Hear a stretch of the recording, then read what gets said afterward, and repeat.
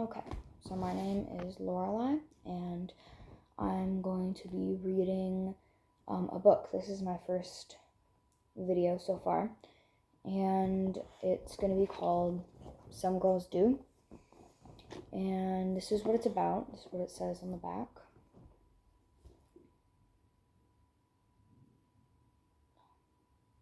Turbo. Sorry, my dog is right here.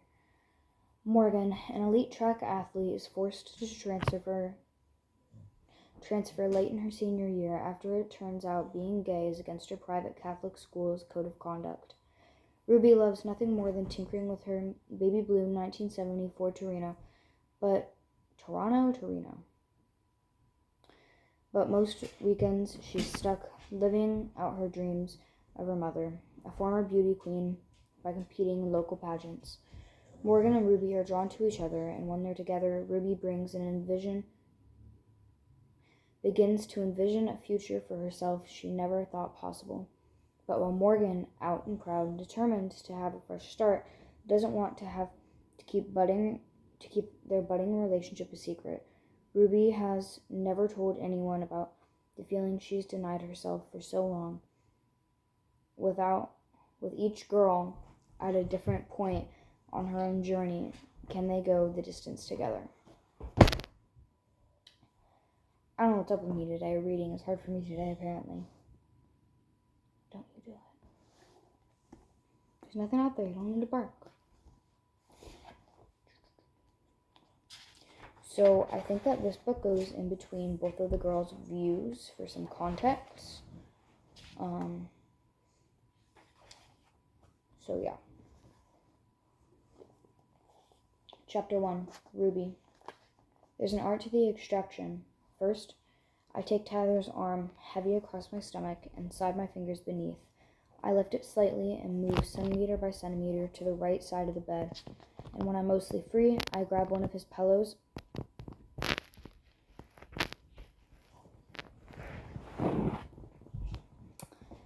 Sorry about that. I grab one of his pillows, warmed by my own overthinking, and slip it under his arm. If I'm lucky, he'll snuffle softly in the moonlight streaming into his messy room, hug the pillow, and stay sleeping. If I'm unlucky, he'll wake up and ask me where I'm going. Ruby, just stay. Ruby, please. Ruby, it won't kill you to cuddle. I don't have the energy for that. Tyler's messy brown hair falls in his face as he smiles in his sleep and hugs my pillow replacement a little tighter. I got lucky tonight, in every sense of the word. I grabbed my boots, leftovers from one of the 10 million Western-themed pageants I've smiled my way through over the years, and creep out the front door barefoot, careful not to let the screen door slam and wake his parents. The motion sensor light clicks on as I shove my feet into my boots and make a beeline for my car. My soul, my lifeline, my baby blue 1970 Ford Torino. I don't know if that's Toronto or Torino, or I don't know, I think I'm saying it wrong. Yes, it's old as hell, but it's the one thing in this world that's truly mine. I bought it, rusted and rotten off my great aunt Maeve's estate. The $300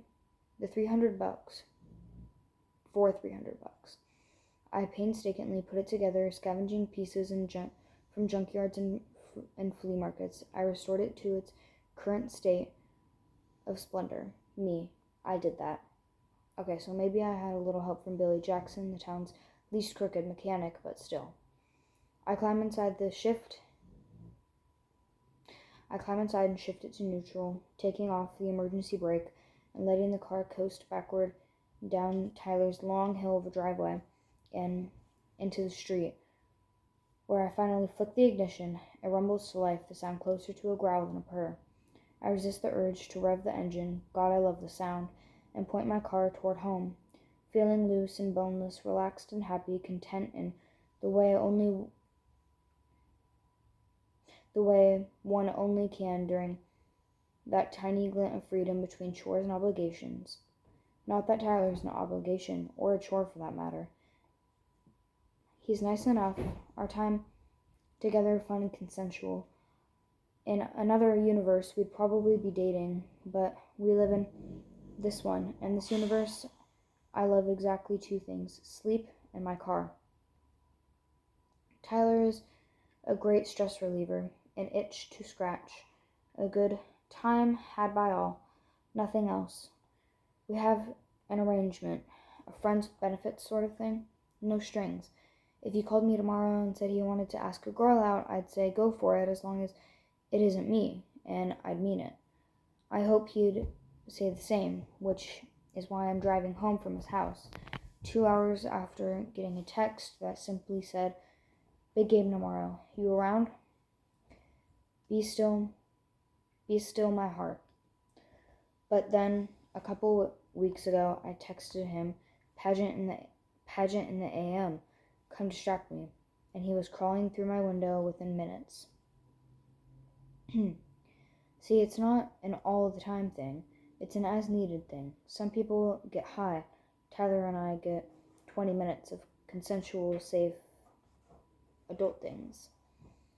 Always use a condom, people, and a subsequent awkward exchange about how my leaving right after makes him feel weird. Thus, the sneaking out once he falls asleep, the ideal compromise, at least on my end. I pull into the dirt patch driveway in front of my trailer. It might not seem like much to some, but it's ours, and it's home. Just me and my mom. Well, some of the time anyway. The better times. But the lights are still in the kitchen, the TV flickering in the living room, and my heart sinks. Mom works the overnight shift cleaning offices, and her car's not here, which means this will not be one of those better times. Literally, nothing can drag me down from a good mood faster than having to be around her boyfriend, Chuck Rathbone. Chuck and my mom have been together off and on for the past few years, and unfortunately for me, lately they've been more on than off, getting more serious. I heard her say to a friend, which is why he has unrestricted house privileges, along with eating our food and wasting our electricity, even though we can't afford it. Privileges. I get why Chuck can't help chasing my mom around. My mom is kind of beautiful without even hard jobs, and tough luck can't dull a beauty queen and Miss Teen USA, hopefully right up until the second line showed up on her pregnancy test 18 years ago. Sorry, Mom. But I don't really understand why my mom always takes him back. Chuck is objectively the worst. I'd crash at my best friend Everly's house if I wasn't so sure Chuck had heard my car. My engine is less than stealthy, and normally I like it that way. But if I leave now, he'll definitely tell Mom, and that's one guilt trip I don't need. On a scale of needs an oil change to engine seized, being rude to my mom's boyfriend rates somewhere around blown head gasket. Not a fatal blow, but like most things, when it comes to my mother, expensive and difficult to fix. I turn off my car, listening to the tick of the engine as it cools down in the spring air. The curtains in the living room move. No doubt, Chuck stumbling around, trying to see what I'm doing and why I'm not inside. I reach into my back seat to grab the bag of stage makeup Mom made me pick up earlier and get out. Our door creaks as I yank it open and ignore the siding falling off next to it. Then step over a particularly suspicious stain on the carpet. 5 yapping Jack Russell terriers come tearing down the hallway. Mom's other pride and joy.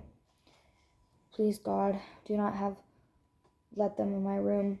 They're barely house trained, and by barely I mean not at all.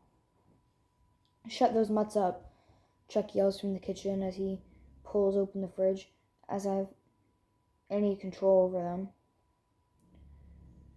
Where was I? I just lost my place. As if anyone has control over them. Mom likes them a little wild. She says it's more natural that way. I personally prefer if their wilderness could be limited to the rooms with vinyl flooring. I crouch down and pet as many of them as I can, as fast as I can, while being tackled by the others. Tiny paws dig into my sides and legs as they fight for attention. Shh, shh, shh. I coax, calming them as much as it's possible to calm 5 under-exercised terriers that rarely see the outside of our home. Goddamn dogs, Chuck says, carrying 2 cans of beer over the recliner in front of the blaring TV, Fox News, as usual. He drops into the recliner, drips of beer falling onto his faded black t-shirt, which reads, "Don't tread on me." He looks like he hasn't shaved in days, flecks of gray poking through his brown stubble. You're home late. Yeah, sorry. I was studying with a friend, I say, standing up once the dogs decide that sniffing one another is more interesting than tackling me. I wonder if they can smell Tyler's cat. Chuck raises his eyebrows. The last wisps of hair on his head flopping comically. Your mom might fall for that garbage, but I know what girls like you do at night, and it's not studying. What would you know about studying? I say, hating that he's right, but determined not to give him that satisfaction. I know you don't get hickeys from math homework. He laughs, and his eyes flick to the talking head on the TV. God damn it, Tyler. No marks means no marks. My hand reaches up to my neck as my cheeks flame. Hey, it's all right. I won't tell your ma. I look at him, waiting for the catch. Come here, darling, he says, but I stay where I am, poised for a quick escape. He leans forward, a conspirational look on his face. So, what did you really get up to tonight? What time is Mom coming home? I change the subject with a smile, and he shows too many teeth. He frowns slightly. I don't know. It's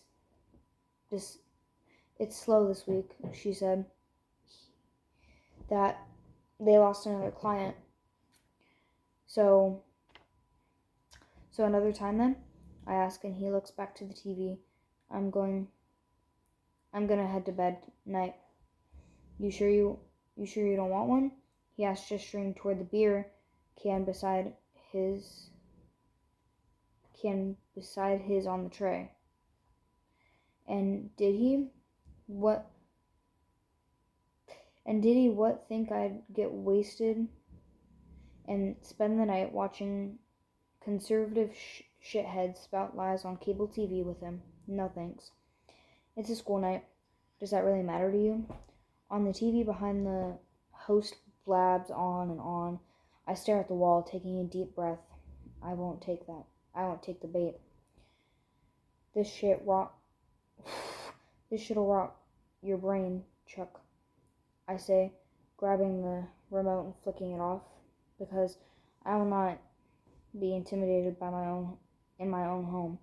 I will not take this crap from any stupid man sitting on the recliner that I got Mom with my little Miss Sunbonnet winnings years ago. I will not be scared of the Chuck Rathbones of the world. F off, he says, chugging his beer and turning the TV back on. I scamper to my room and lock the door behind me, praying to any god that will listen. Please don't let this be my future too. Chapter 2. And that's it for this video. Come back for part 2. Chapter 2. Bye.